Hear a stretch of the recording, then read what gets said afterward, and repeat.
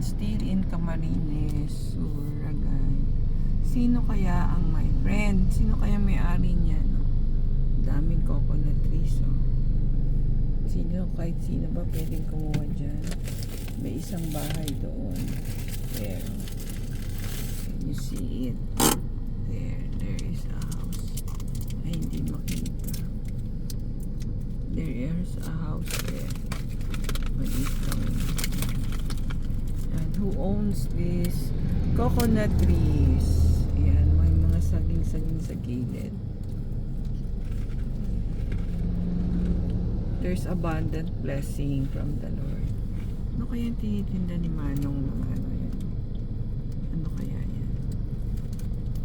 All over merong Bato.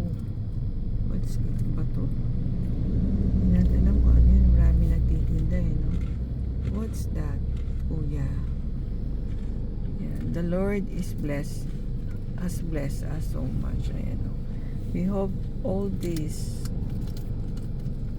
to get yung fruits niya, to get yung kopra niya. The Lord has given us so much blessings, but we have to toil the soil, the sweat of our coco salad. Ayan, so ayun yung bahay na maliit sa kanya. Siguro ano niya, farm niya yan. He owns the buko tree, coconut tree.